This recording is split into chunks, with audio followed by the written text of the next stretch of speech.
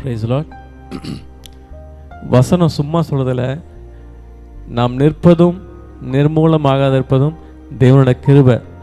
இன்றைக்கி நான் உங்களுக்கு முன்னாடி நிற்கிறேன்னா ஆண்டோட கிருபை, இயேசு செய்த கிருபை. ஏன்னா நான் வந்து பிறந்தது ஒரு ரோமன் கேத்தலிக் பார்ன் அண்ட் பாட் அப். நான் பிறந்ததுலேருந்து பார்த்தீங்கன்னா சர்ச்சுக்கு போவோம், ஆனால் வெளியே தான் நின்றுப்போம். தெரியுங்களா உங்களுக்கு? வெளியே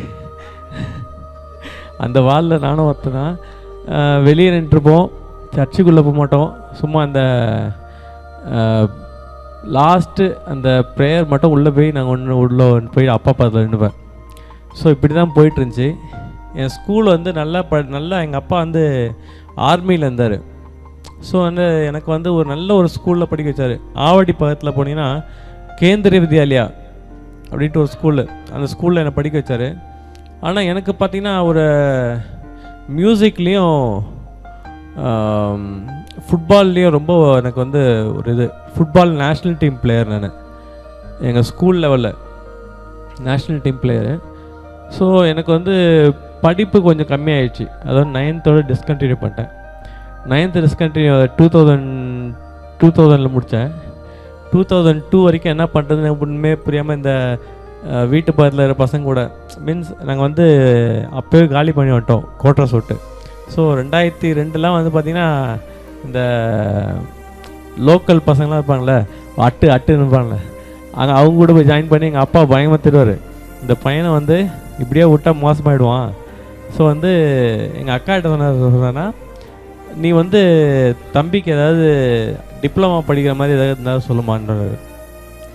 நானும் போயிட்டு என் அக்கா சொல்கிற ஒரு இடத்துல போய் படித்தேன். அதாவது என்ன படித்தேன்னா DFE, diploma in film editing. அது வந்து நான் படித்தேன்.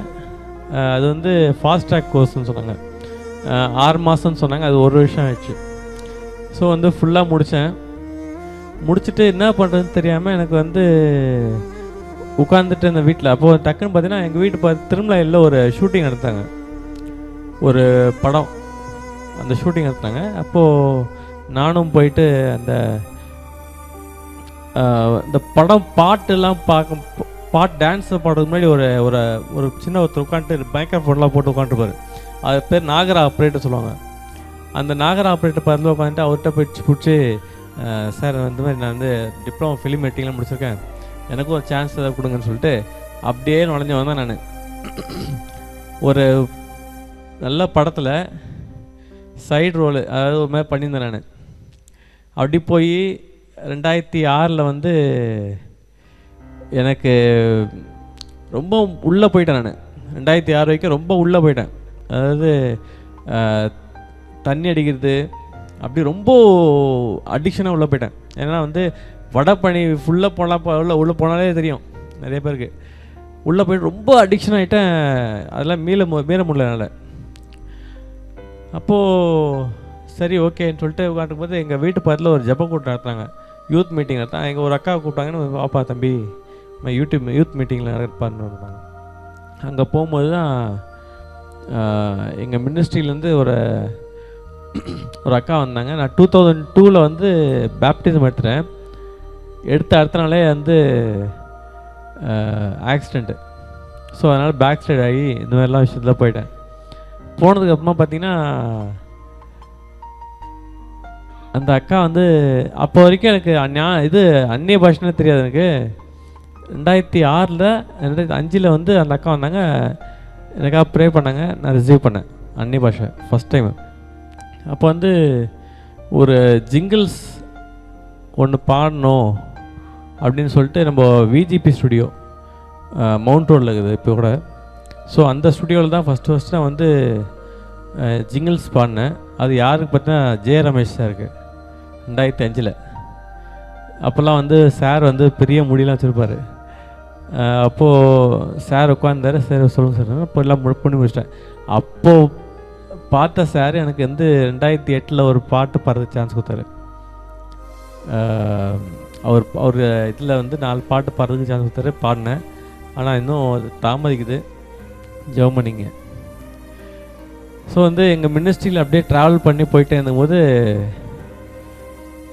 2013 வந்து எனக்கும் மனைவிக்கு மேரேஜ் ஆயிடுச்சு. அரேஞ்ச் மேரேஜ் தான். ஏன்னா இன்றைக்கி சொல்ல வேண்டிய கட்டாயத்தில் இருக்குது. இன்றைக்கி எனக்கு 29 வயசில் எனக்கு மேரேஜ் ஆயிடுச்சு.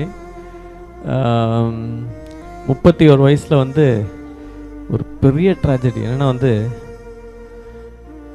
நல்லா தான் போயிட்டு இருந்துச்சுங்க. 6 மாதம் நல்லா போயிட்டு இருந்துச்சு. இந்த 6ஆவது மாதத்தில் தலைவலி கழுத்து வலின்னு சொல்லிட்டு ரொம்ப சிவியராக இருந்துச்சு. நான் நினச்சேன் சும்மா சாதாரண போயிடும் போலுக்கு, இந்த ஜண்டு பாம் விக்ஸ் இது மாதிரி தைச்சா சரியாக போயிடும் போலுங்க. ஆனால் ரொம்ப சிவியராக போச்சு. எப்படி போச்சு தெரியுமா? அந்த தலைவலி வந்ததுன்னா செவுத்தில் போய் முட்டிப்பேன் நான். அவ்வளோ வலியாக இருக்கும் எனக்கு.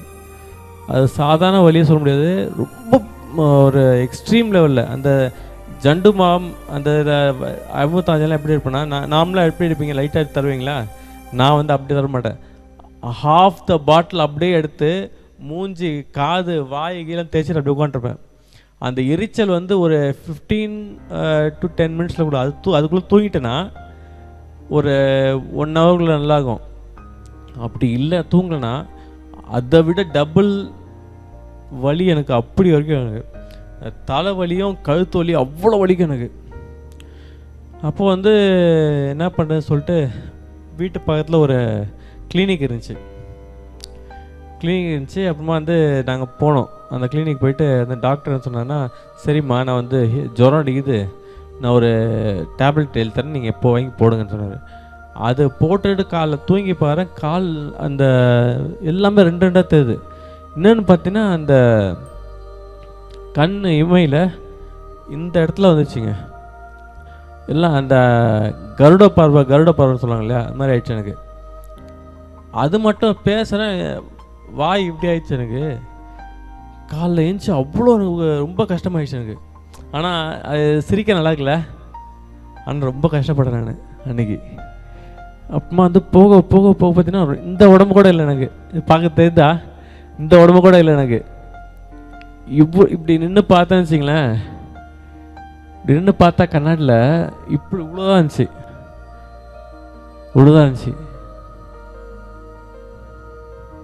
ஆனால் வந்து அன்றைக்கி பட்ட வேதனை என்னதான் தெரியும். என் மனைவிக்கிட்ட கேட்பேன், இப்படி பார்த்து ஒரு 6 மாதம் 7 மாதம் மேரேஜ் ஆகிற பொண்ணுக்கிட்ட இப்படி கேட்டால் எப்படி இருக்கும்? ஏதாவது செத்து போய்டுவோனாம்மான்னு கேட்பேன். அவள் என்ன சொல்கிறது தெரியாமல் அவ்வளோ சொல்லுவாள், இல்லைப்பா நீங்கள் சாக மாட்டீங்க, ஆண் இருக்கிறப்பையில் நல்லா இருப்பீங்கன்னு சொல்லுவாள். ஆனால் எனக்குள்ளே என்னமோ ஒரு சொல்லும், உனக்கு ஏதோ ஆகப்போகுதுன்னு சொல்லுவேன். சரி, எது நடந்தாலும் வாழ்ந்தாலும் அவருக்காக, செத்தாலும் அவருக்காக சொல்லிட்டு கொண்டுருப்பேன். ஆனால் அது ரொம்ப சிவியராக போயிடுச்சு. இந்த கழுத்து திருப்பவே முடியாது, தலை அசைக்க முடியாது, அவ்வளோ ஒரு பெயின் இருக்கும். நாள் பட ரொம்ப ஒல்லி ஆயிட்டேன். அன்னைக்கு நான் என் ஒய்ஃப்கிட்ட சொல்லிட்டு அழுவேன், என்ன ரோசி இது மாதிரி ஆயிடுச்சு சொல்லிட்டு. அது மாதிரி அப்புறமா வந்து அவங்க எங்கள் மாமனார் தான் என்ன பண்ணார்னா, இந்த மாதாவரம் சைடில் வந்து ஒரு ஆண்டனி ஹாஸ்பிட்டல் சொல்லிட்டு இருக்குது, அந்தோனி ஹாஸ்பிட்டல் சொல்லிட்டு, சென்ட் ஆண்டனி, அந்த ஹாஸ்பிட்டலில் போய் சேர்த்தாங்க. அந்த ஹாஸ்பிட்டலில் சேர்க்கும் போது வெறும் ட்ரிப்ஸு, இன்ஜெக்ஷன், ஸ்கேனு இது மட்டும் போயிட்டே இருந்துச்சு. 70,000 செலவாயிடுச்சு. அது ப்ரைவேட் ஹாஸ்பிட்டல் தானே, ட்ரஸ்ட் ஹாஸ்பிட்டல் ஃபஸ்ட் அது. ஆனால் 70,000 செலவாயிடுச்சு ஃபஸ்ட்டு எங்களுக்கு. அது என்ன ஏதுன்னு கண்டே பிடிக்க முடியல அவங்களால. ஏன் அப்படி வருது, ஏன் அப்படி ஆச்சுன்னு சொல்லிட்டு கண்டே பிடிக்க முடியல. ஆனால் இருக்கிறதோடு ரொம்ப மோசமாயிட்டேன். இந்த இந்த இங்கெல்லாம் அப்படியே டொக்கு வந்து போயிடுச்சு எனக்கு. விழுந்து போனோன்னா எனக்கு வந்து இந்த வென்ஃப்ளான் போடுவாங்க தெரியும், எத்தனை பேர் தெரியும்? நர்சிங் எத்தனை பேர் இருக்கீங்களா? இங்கே வென்ஃப்ளான் போடுவாங்க. அந்த போடுற இடத்துல இந்த கையில், ஆமாம் இந்த கையில் எனக்கு வந்து அந்த அழுகி போயிடுச்சு எனக்கு. ஏன்னா போட்டது எடுக்கவே இல்லை அவங்க. பல்ஜாகி அந்த அந்த அந்த ட்ரிப்ஸ் கூட உள்ளே போகல, எனக்கு அப்படியே அழுகி போயிடுச்சு. எனக்கு அழுகி போனோன்னே எனக்கு வலி, பயங்கரமாக வலி இருக்கும். அப்போ வந்து எங்கள் மாமன் என்ன சொன்னார்னா, இங்கே தேவையில்லை, இங்கே அங்கே இப்போது ஸ்டான்லி ஹாஸ்பிட்டலில் போட்டாங்க. எப்படி தெரியுமா, அந்த ஒயின்னு போவோமே அந்த இதில் 2 வாட்டி போனாங்க. அந்த ஆம்புலன்ஸில் ஸ்ட்ரெச்சரில் படுக்க வச்சாலே எனக்கு பயமாக இருக்கும், எங்கே நம்ம காலி ஆகிடுவோமோ, செத்துருவோமோ. நிஜமா பாஸ்டர், செத்துருவோமோ அந்த ஒரு தாட்லேயே தான் போவேன். ஏன்னா அவ்வளோ ஸ்பீடில் போவோம். அது உள்ளே இப்படி இப்படி இப்படி இப்படி பயங்கர, ஏற்கனவே தலை வலிக்குது எனக்கு வேறு, அதில் இப்படி இப்படி ஆட்டினா ரொம்ப வலி எனக்கு. அப்புறம் ஸ்டான்லி ஹாஸ்பிட்டல் ஒரு வழியாக கொண்டு போய் சேர்த்தாங்க. அங்கே தான் எனக்கு கண்டுபிடிச்சாங்க என்னென்னா வந்து இந்த இந்த இடத்துலேருந்து தலைக்குள்ளேருந்து வெளியில் வர ஒரு நரம்பில் ஒரு பிளாக்கு. அந்த பிளாக் வந்து தனியாக அதை வந்து மாத்திரையெல்லாம் சரி பண்ணலாம், அப்படி இல்லைனா ஆப்ரேஷன் பண்ண சொல்கிறாங்க. ஃபஸ்ட்டு வந்து மாத்திரையினால கரைக்க பார்க்கலான்னு சொன்னாங்க. ஒரு 1 மந்த்து வார்டில் இருந்தேன். அப்புறம் வந்து நீங்கள் வந்து வீட்டுக்கு போய் பாருங்கள் சொல்லிட்டு வீட்டுக்கு அனுப்பிச்சிட்டாங்க. சரி, வீட்டுக்கு போய் சரியாயிடுச்சு பொழுது நம்மளுக்கு வந்துட்டா, வீட்டுக்கு திருப்பியும் வலி. அந்த குத்துறது தலைக்குள்ளே வந்து பிரெயின்குள்ளே குத்துற மாதிரி இருக்கும். ஒரு ஹேமர் அடித்து சுத்தியில் வச்சு அடித்த மாதிரி இருக்கும். எனக்கு அவ்வளோ வலி இருக்கும். எனக்கு என்ன பண்ணுறது தெரியாமல் ஒரு நாளைக்கு என் ஒய்ஃபுக்கு தெரியாமல் முட்டிக்கிட்டே இருக்கேன், டங் டங் டங்னு. அவ்வளோ வலி. அப்பமா வந்து யாரோ தட்டி விட்ட மாதிரி இருந்துச்சு. எனக்கு தட்டி விட்ட மாதிரி இருந்துச்சு. எனக்கு பண்ணாத அப்படின்னு தட்டி விட்ட மாதிரி இருந்துச்சு. சரி, ஓகே, சரியாயிடும் சொல்லிட்டு அப்பமா வந்து எங்கள் மாமனார் சொன்னாங்கன்னா, திருப்பி வலிக்குது டாக்டர் சொல்லிட்டு அங்கே போய் சேர்த்துறாங்க. பெட்டில் படுக்க வச்சிட்டாங்க. பெட்டில் படுக்க வச்சுட்டு, இல்லை அது சிவியர் ஆகிடுச்சு, ரொம்ப பிளாக்கு, அதாவது ஒரு பிளாக்காக இருந்தது அப்படியே கொஞ்சம் பெருகி பெருசாகிடுச்சு போலுக்கு, அது தெரியாது எனக்கு. டாக்டர் வந்து அட்மிட் பண்ணோன்ட்டாங்க. திருப்பியும் அட்மிட் பண்ணாங்க. ஒரு 6 மாதம் அங்கேயே இருந்தேங்க. நான் 6 மாதம் பெட்லேயே இருந்தேன். அதுவும் அதுக்கு முன்னாடி என்னென்னா, எனக்கு அன்கான்ஷியஸ் ஆகிடும், சுயநிலை இழந்துருவேன். ஒரு நாளைக்கு போச்சுன்னா 4-5 நாளைக்கு எழுந்துச்சி தான், 5 நாள் கழிச்சு தான் நான் எழுந்திருப்பேன். அப்படி எப்படின்னா, நீங்கள் எல்லாம் என்னை தங்கச்சி, அம்மா, அக்கா, தம்பி மாதிரி அண்ணன் மாதிரி சொல்கிறேன். எனக்கு யூரின் போச்சுன்னா கூட தெரியாது எனக்கு. அது வந்து ஐசியூ வார்டில் இருப்பேன், அந்த குழு கூட எனக்கு தெரியாது. அப்படியே கண்ணை மூடு தான், கண்ணை திறந்து தான் இருப்பேன் நான். என் ஒய்ஃப் எங்கள் அம்மா சொன்னாங்க, தான் தெரியும் எனக்கு. கண்ணை திறந்துட்டே இருப்பேன், யூரின் பாட்டுக்கு போயிட்டே இருக்கும். ஆனால் எனக்கு ஒன்றுமே தெரியாது. எனக்கு 5 நாள் கழிச்சு தான் எழுந்திருப்பேன். அது மாதிரி 5-6 வாட்டி நான் இன்றைக்கி கூட என் ஒய்ஃப்ட்டு கிட்ட இங்கே தான் உட்காந்துருக்கேன், கேளுங்க, தனியாக கூட கேளுங்க, அதை சொல்லுவாங்க. 5-6 வாட்டி அது மாதிரி ஆயிடுச்சு எனக்கு. அப்புறமா வந்து டாக்டர் வந்து ஸ்கேன் எடுத்து பார்க்கும்போது கன்ஃபார்ம் ஆகிடுச்சு, அந்த இடத்துல ஒரு பிளாக் இருக்குதுன்னு சொல்லிட்டு. என் மாமனாரை கூப்பிட்டு கேட்டிருக்காங்க, அந்த மாதிரி சர்ஜரி பண்ணி டியூப் வைக்கணும். அதாவது வெளியே வச்சா அந்த பிளாக்ன்றது ஒரு தண்ணி, ஒரு பியூரஸ்ட் தண்ணி. அதாவது நம்ம இன்றைக்கி குடிக்கிறோம், மினரல் வாட்டர் குடிக்கிறோம்ல, அதை விட பியூரஸ்ட்டு. நர்சிங்க்கு தெரியும் நினைக்கிறேன், இருக்காது. அந்த பியூரஸ்ட் வாட்டர் வந்து அப்படியே போமா, அது வெளியில் வச்சா அவ்வளோ நாத்தடிக்குமா. அது வந்து வெளில வைக்கலாமா இல்லை உள்ளே வைக்கலாமான்னு கேட்டாங்க. எங்கள் மாமனார் என்ன பண்ணிங்கன்னா, உள்ளே வச்சிங்கன்னா நான் வளரும் போது இதாமே, இல்லை என்ன ஏஜ் ஆகுதுன்னு சொல்கிறாங்க. அப்போ 31. அப்போது சரி 31லாம் ஏஜில் நமக்கு வளர்ச்சியெலாம் ஸ்டாப் ஆகிடும் இல்லையா, ஸோ வந்து உள்ளே வச்சிடலாம், பிளான் பண்ணிடலாம் சொல்கிறாங்க. சரி சர்ஜரி பண்ணிடலான்னு சொல்லிட்டு ஒரு வாரம் கொடுத்தாங்க டைமு. பார்த்தாங்க, என்ன வந்து அப்சர்வேஷனில் வச்சாங்க. வச்சுட்டு சரி அடுத்த நாள் ஆப்ரேஷன். இன்றைக்கி எனக்கு மொட்டை அடிக்கிறாங்க. மொட்டை அடிச்சுட்டு ஃபுல்லாக ஒரு கவுன் குத்துறாங்க எனக்கு. இன்றைக்கி ஆப்ரேஷன்னா இன்றைக்கி மொட்டை அடித்து கவுன் குத்துட்டு அந்த ஸ்ட்ரெச்சரில் படுக்க வச்சிட்டாங்க. நான் போகும்போது எந்தமா சொன்னேன், எசப்பா நான் உள்ளே போகிறது உங்களுடைய கிருபை, வெளியே வர்றதும் உங்களுடைய கிருபை சொல்லிட்டு போனேன். 4 ஹவர் ஆப்ரேஷன் எனக்கு. 4 ஹவர் ஆப்ரேஷனு. என்ன நடந்துச்சுன்னு தெரியாது. ஆனால் வந்து அனஸ்தீஷியாலாம் கொடுத்தாங்க. ஒரு 5 மினிட்ஸ் கழிச்சு கண்ணு விட்டு ஆப்ரேஷன் பண்ணியிருக்காங்க உங்களுக்கு.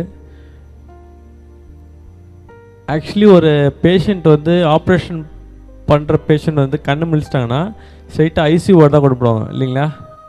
ஆனால் நம்ம தேவன் பெரிய தேவன் என்னை தட்டினாங்க. அதாவது அந்த அனஸ்தீஷியாவோட இது லெவல் குறைஞ்சிச்சின்னா தட்டினா விழிச்சுப்பாங்க. அப்படி விழிக்கலைன்னா ஐசியூவோட கொடுப்பாங்க. என்னை தட்டினாங்க. அந்த ஆப்ரேஷன் தேட்டரில் கண்ணு விழித்து பார்த்தேன். டாமினிக் நான் அந்த எல்லா கிறிஸ்டின் டாக்டர்ஸ் அங்கே நிறைய பேர் இருந்தாங்க, ரொம்ப பழக்கமாயிட்டாங்க. டாமினிக் தட்டின போது அப்புறம் கண்ணு விழித்தேன். ஸ்ட்ரெயிட்டாக என்னை வந்து வார்டை கொண்டு விட்டாங்க. ஆனால் அங்கே ஒரு விஷயம் நடந்துச்சு. நம்ம மூளையில் கை வச்சோன்னா ஆகும். ஏன்னா நம்ம மூளையிலேருந்து நம்ம இந்த ஸ்பைனல் கார்ட்லேருந்து தான் இந்த நரம்பு போகுது. அதுக்கு முன்னாடி ஒரு விஷயம் சொல்கிறேன். எனக்கு இந்த நீர் எடுக்கணும், அதாவது லங்ஸில் நீர் திருப்பிச்சு நீர் எடுக்கணும்னு சொல்லிட்டு இவ்வளோ பேர் இன்ஜெக்ஷன் லம்பர் பஞ்சா என்ன சொன்னாங்க, அது என்ன தெரியாது எனக்கு. இந்த நடு முதுகில் இப்படி இந்த தலையை வந்து இது வரைக்கும் சாட்சி ப்ரெஸ் பண்ணி அந்த குத்தி அதாவது ட்ரைனிங் டாக்டர்ஸ் வந்து எடுத்தாங்க உங்களுக்கு. குத்தி எடுத்தாங்க. வலி தாங்க முடியல என்னால். நிஜமாக அந்த இடத்துல வந்து செத்து போயிடலாமான்னு தோணுச்சு எனக்கு.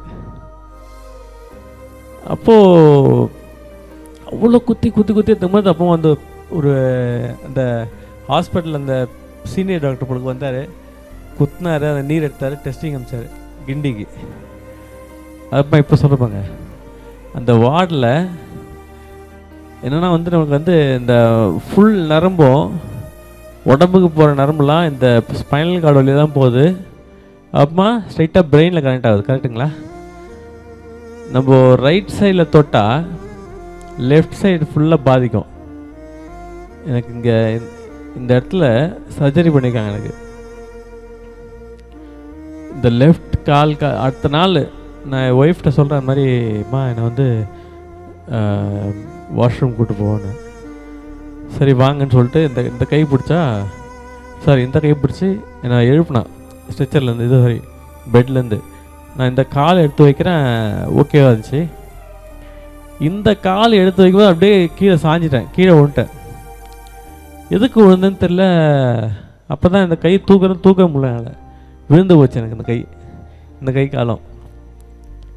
2014 ஜூன் மாதம் 30ஆம், நல்லா ஞாபகம் இருக்குது எனக்கு. 31ஆம் அடுத்த நாள் 30ஆம் எனக்கு வந்து ஜூன் மாதம் 30ஆம் 2014 வருஷம் எனக்கு ஆப்ரேஷன் பண்ணாங்க. 2014 ஜூன் மாதம் 31ஆம் எனக்கு இந்த மாதிரி ஆச்சு. அப்போ தான் ரியலைஸ் பண்ணுற மாதிரி, என்ன ஏசப்பா எனக்கு வந்து ஆப்ரேஷன் சக்ஸஸாக முடிஞ்சு கை காலை விழுந்துருச்சு, எனக்கு என்ன பண்ணுவேன் நான். அது இல்லாமல் 2 படத்து கேமராமேன். நான் கேமரா எடுத்துகிட்டு ஓடணுன்னா ஒரு ஷேக்கு எடிட்டர் லெனின்னு ஏன்னா வந்து ஒரு கோர்ஸ் வந்து லைலா காலேஜில் வந்து ஃபிலிம் ஸ்டூடெண்ட்ஸுக்கு இது மாதிரி சொன்னார். அதெல்லாம் பண்ணேன். ஆனால் இன்றைக்கி இந்த நிலைமையாச்சே. பஸ்ஸு வந்து ஒரு 100 மீட்டர்ஸில் போகுதுன்னா இங்கேருந்து ஸ்ப்ரிண்டர், நான் அத்லெட்டு கூட, நான் ரிலையன்ஸ் தெரியல உங்களுக்கு, அந்த பின்னாடி அந்த இது கம்பு பிடிச்சி ஓடுவாங்களே, அந்த இது ரிலே அந்த ஸ்டிக்கு பிடிச்சி ஓடுவாங்க, அந்த ஸ்ப்ரிண்டர் நான் இப்படின்றக்குள்ளே ஓடுவேன், அவ்வளோ ஸ்பீடில் ஓடுவேன். ஆனால் அன்றைக்கி ரொம்ப ஃபீல் பண்ணேன். என்ன சப்பா அவ்வளோதான், என் கை என் கால் இனிமேல் நடக்க முடியாதா, யாரோட உதவி முடியுமா தான் நான் போக முடியுமா, ஸ்டிக் வச்சு தான் போக முடியுமா, அப்படிலாம் யோசித்தேன் நான். ஆனால் நடந்தேன். அதுக்கு முன்னாடி என்னாச்சுன்னா, என் ஒய்ஃப்கிட்டையும் எங்கள் மாமனார்கிட்டையும் ஒரு விஷயம் சொல்லிட்டாங்க டாக்டர். என் ஒய்ஃப்கிட்ட என்ன சொன்னாங்கன்னா, நர்ஸுங்களாம் இனிமேல் வந்து இந்த பையன் பிழைக்க மாட்டான், வேறு மேரேஜ் பண்ணிக்கோன்ட்டாங்க. எப்படி இருக்குன்னு கேட்டுங்க. அத்தனையும் தாங்கியிருந்தா.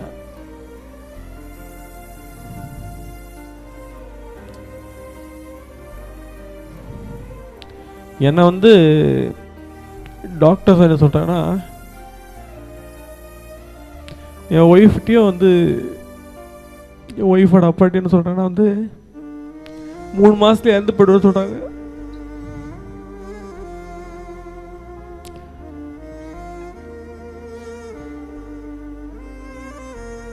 3 மாதத்தில் இறந்து போய்ட்டு சொல்லிட்டாங்க டாக்டரில்.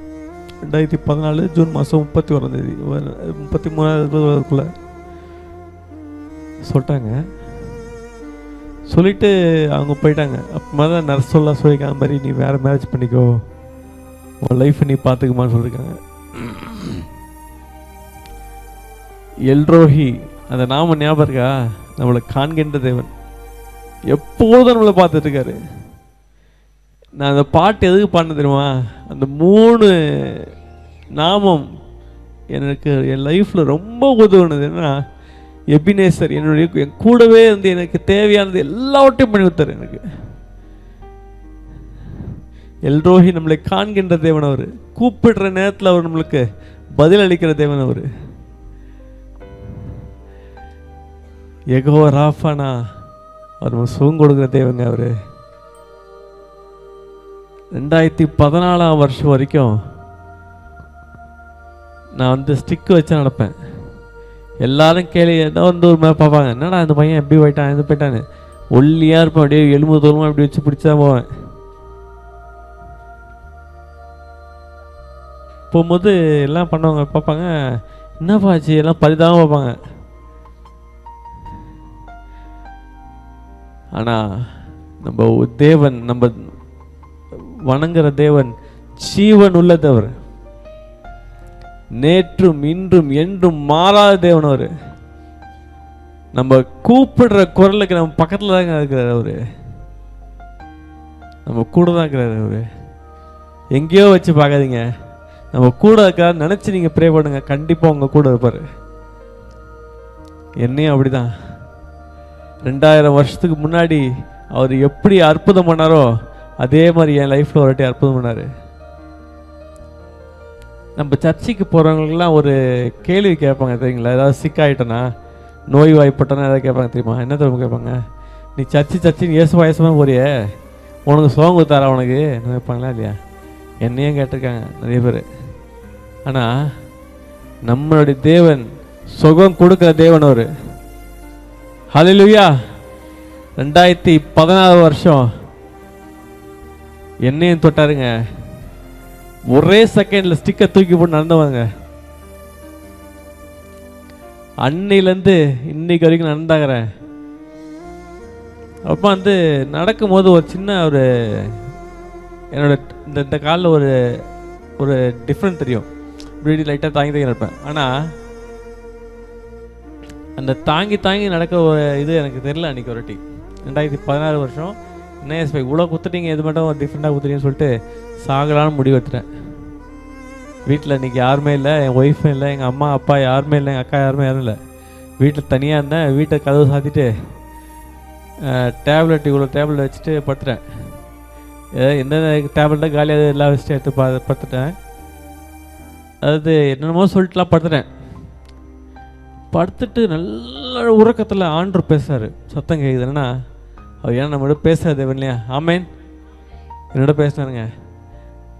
ஏன் அதாவது டாமினிக் மகனே அப்படிலாம் பேசல. அவர் பேச வேண்டிய பாயிண்ட்டை கரெக்டாக பேசுவார். ஏன் நீ சாகணும் முடிவு எடுத்த?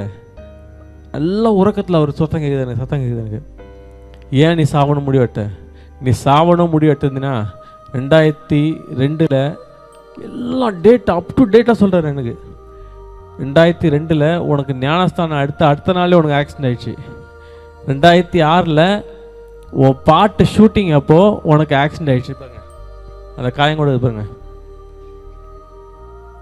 தெரியுதுங்களா? 2006 நடந்துச்சு. 2014 ஜூன் மாதம் 30ஆம் தேதி உனக்கு ஆப்ரேஷன் நினச்சி 4 ஹவர். நீ யார் நினச்ச உனக்கு ஆப்ரேஷன் பண்ணது? நான் தான். ஏன்னா நம்மளை படைச்ச தேவன் தான் தெரியும் நான் எந்த நேரமும் எங்கே போகுதுன்னு தெரியும். அவருக்கு தான் தெரியுமா. அவர் என்ன சொன்னார்? நான் தான் உனக்கு ஆப்ரேஷன் பண்ணுவானே. நீ இந்த குறைய பற்றி பேசுறியே, நான் உன் நிற்க வச்சது அது யோசிக்காமல், உன் நடக்க வச்சது யோசிக்காமல், சின்ன குறைய பார்த்து நீ வருத்தப்பட்டியே சொல்லிட்டு பேசினார். நீ தேவைன்னு சொன்னார். அதுலேருந்து ஒரு வாரம் கழித்து எங்கள் மினிஸ்ட்ரியில் கூப்பிட்றாங்க, மாதிரி டாமினிக் இது மாதிரி ஒரு யூத் ரிட்ரீட் இருக்குது, யூத் லீடர்ஷிப் கேம்ப் இது வாங்கப்பா. நாங்கள் நான் போனேன் 2018 போனேன்னா வந்து டாமினிக் அந்த மாதிரி என்கிட்ட ஆண்ட்ரு ஒரு வாரமாக பேசிகிட்டு இருக்கேன்.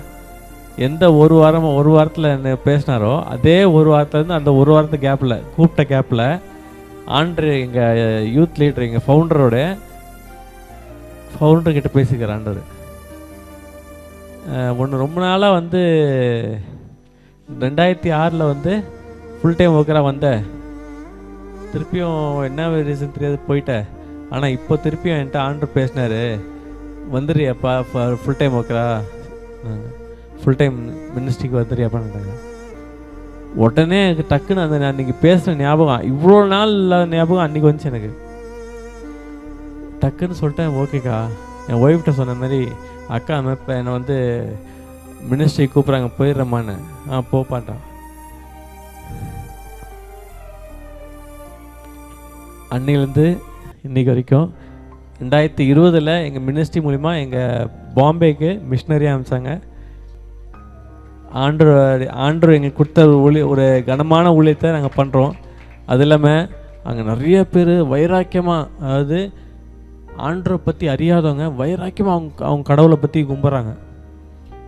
ஆனால் இன்றைக்கி நம்ம எப்படி இருக்குன்னு தெரியல எனக்கு. அதெல்லாம் எனக்கு ரொம்ப அங்கெல்லாம் வந்து நாங்கள் போன ரெட் லைட் ஏரியாலாம் போயிருக்கோம். ரொம்ப வருத்தமாக இருக்கும். ஃபஸ்ட் நீங்களும் ஜெபம் பண்ணிங்க ஃபஸ்ட் அவங்களுக்காக. ரொம்ப தேங்க்ஸ். இந்த சாட்சி ஆண்டவர் ஆசீர்வதிப்பாராக. இந்த வாய்ப்பு கொடுத்த பாஸ்டருக்கு நன்றி. ஹல்லேலூயா. மிஸ்ஸஸ் டொமினிக்,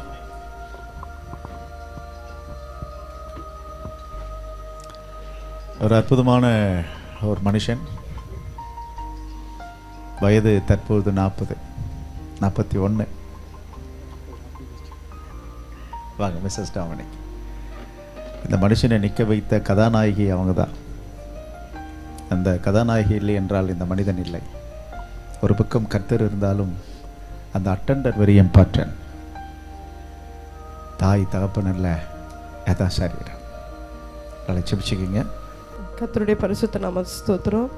எங்களுக்கு அவர் சிக்கானது எதுவுமே எங்களுக்கு தெரியாது. ஆனால் மேரேஜ்க்கு முன்னாடி ஒரே ஒரு ஆசை தான், ஆண்டருக்காக ஊழியே செய்யணும்னு. அந்த ஒரே ஆசை சொல்லுவேன், உங்களுக்காக வாழணும், அது மட்டும் தான் நான் சொன்னேன். பிரச்சனை வந்தால் அதெல்லாம் மறந்துட்டேன். ஆனால் ஆண்டவர் மறக்கலை. சிக்னஸ் வந்து அதிலிருந்து காட் எங்களை எடுத்து இன்றைக்கி மும்பையில் வந்து ஊழியம் செய்ய வச்சுருக்குறாங்க. முழுக்க ஆண்டவர் கிருபை தான். ஆண்டவர் எங்களை நிற்க வச்சுருக்குறாங்க. அங்கே போய் இயேசுவை பற்றியே தெரியாத ஒரு இடத்துல நாங்கள் இயர்லி ஒன்ஸ் போவோம். ஆனால் நாங்கள் ஷிஃப்ட் பண்ணி போன இடத்துல இயேசுவை பற்றியே தெரியாது. ஒரு கிறிஸ்டியன் தான், ஆனால் கிறிஸ்மஸ் பார்ட்டி பண்ணுறாங்க. ஆனால் எதுக்கு பண்ணுறோன்னே தெரியாத இடத்துலலாம் ஆண்டவர் எங்களை வச்சு அவங்களுக்கு இயேசுவை பற்றி சொல்ல கிருபை தந்தாங்க. அப்புறம் நாங்கள் டியூஷன் நடத்தி அதில் நிறைய பிள்ளைங்களை ஆண்டவருக்குள்ளே நடத்த ஆண்டவர் கிருபை தந்தாங்க. ஒரு நியூ ஓப்பன் டோர் கொடுத்தாங்க. ஆனால் உண்மையாக சொல்லணும்னா அங்கே இருக்கிற ஜனங்க அவ்வளோ பக்தியாக இருக்கிறாங்க. ஆனால் ஏசப்பா இல்லை அவங்களுக்குள்ள. அவங்க மீன்ஸ் வந்து அவ்வளோ வைராக்கியமாக செருப்பு இல்லாமல் கிலோமீட்டர் நடக்கிறாங்க அந்த கோயிலுக்காக. ஆண்டவர் வந்து எங்கள் கூட பேசினார். எங்களை கூட்டின்னு போய் வச்சு எதுக்கு கூட்டிகிட்டு வந்தேன்னு ஆண்டவர் பேசினார். எனக்கு இங்கே ஒரு கூட்ட ஆத்மா இருக்குது. ஆண்டவர் வந்து ஒரு டைமும் அது பாரமாக வெளிப்படுத்துவார். ப்ரேயரில் உட்காந்தா தண்ணி தான் வரும். ஆண்டவர் வந்து ஜனத்தை அவ்வளோ நேசிக்கிறாரு. ஆண்டவர் எங்களை கொண்டு போன நோக்கம் பெருசு. நாங்கள் ஒரு வருஷம்தான் போனோம். ஆண்டவர் வந்து இது 5வது வருஷம் போகுது. ஆண்டவர் பெரிய தரிசனத்தை வச்சுருக்குறாங்க. அதுக்கு நேரம் எங்களை நடத்தணும். ஆண்டவர் இன்னும் நிறைய யங்ஸ்டர்ஸ் அங்கே எழுப்பி தரணும். ப்ரே பண்ணிக்கோங்க.